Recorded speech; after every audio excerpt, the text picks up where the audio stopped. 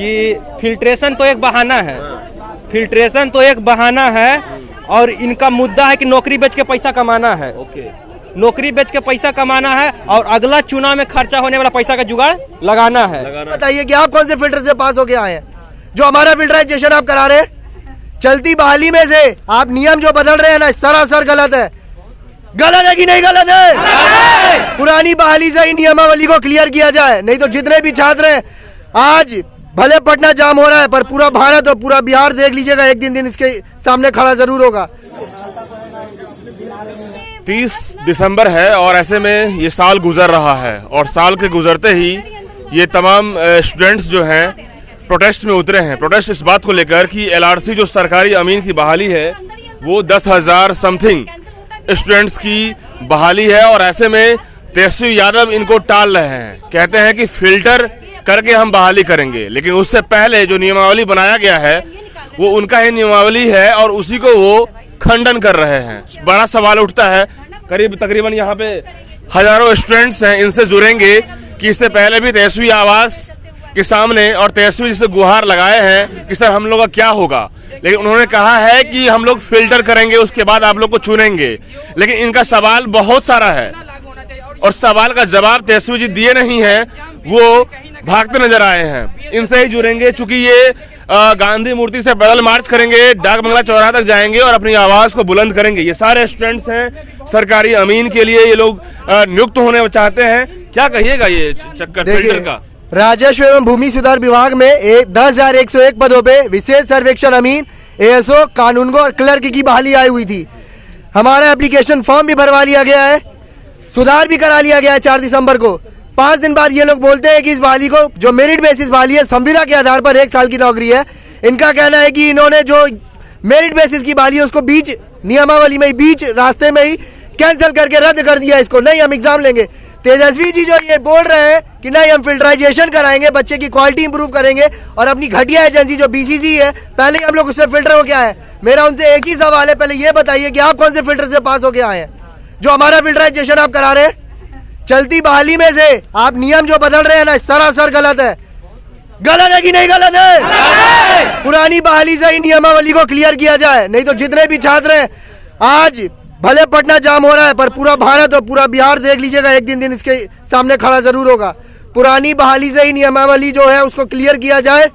और एक ही सवाल है मेरा कि जो आप बोल रहे हैं कि फिल्टराइजेशन कराएंगे, सभी नेता का पहले फिल्टराइजेशन कराइए और बताइए कि क्या आप लोग कौन फिल्टर से पास होके आए हैं? देखिए, इनका जो कहना है कि सारे नेताओं का फिल्टराइजेशन हो, उसके बाद जो है हम लोग भी फिल्टर होने के लिए तैयार हैं।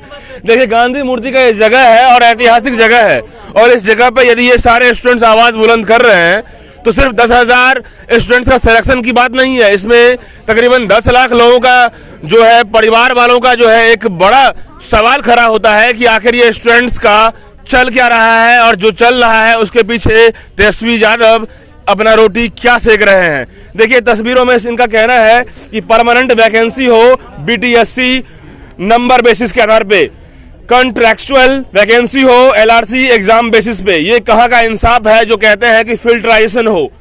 एलआरसी विभाग अपने नियम बदलो, हम अभ्यर्थी एग्जाम का विरोध करते हैं, एग्जाम हुआ तो धांधली तय है, स्कैम तय है। इससे पहले भी लगातार बीएसएससी स्कैम जो हुआ है उससे तो करीब 9 लाख अभ्यर्थी आक्रोशित हैं और ट्विटर वार चल रहा है। न जाने अब कैसा महासंग्राम होगा, लेकिन उससे पहले ये एलआरसी के जितने भी स्टूडेंट्स हैं ये भी अपने महासंग्राम में उतरे हुए हैं। क्या ये महासंग्राम आप लोग का होगा?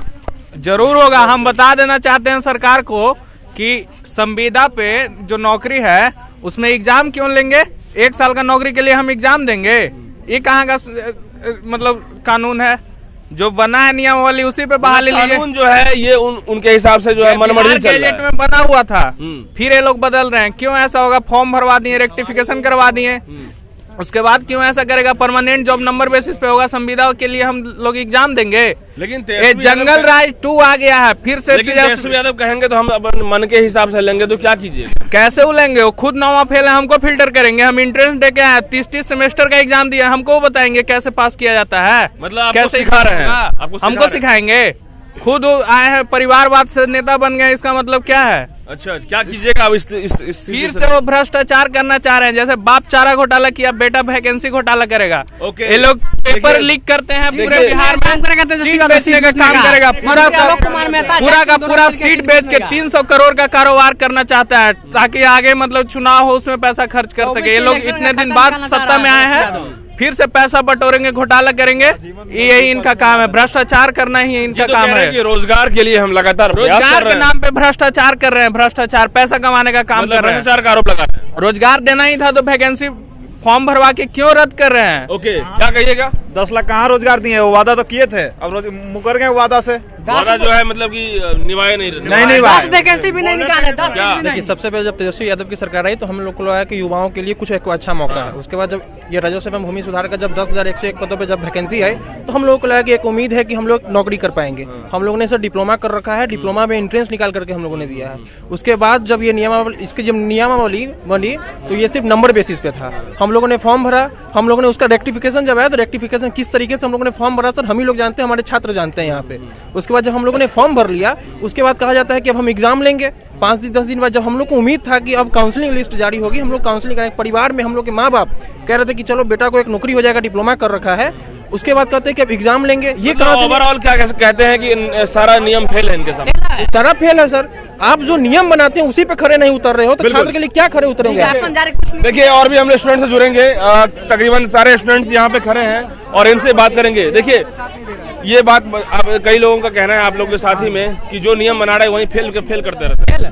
फेल है क्योंकि आने वाले दिन में जितना एग्जाम हो रहा है सब पेपर लीक हो जा रहा है। बीपीएससी का पेपर लीक हुआ, बीएसएससी का पेपर लीक हुआ। क्या इसका कोई ठीक है? बिहार राजस्व विभाग का जो एग्जाम होगा बीसीसी, ये भी है, ये भी क्या कहिएगा? राजस्व विभाग का अधिकारी करप्शन है। करप्शन है। हाँ। क्या बोलिएगा? देखिए, तेजस्वी यादव जो है फिल्ट्रेशन का बात करते हैं, इस पे हमको कुछ कहना है कि फिल्ट्रेशन तो एक बहाना है, फिल्ट्रेशन तो एक बहाना है, और इनका मुद्दा है कि नौकरी बेच के पैसा कमाना है।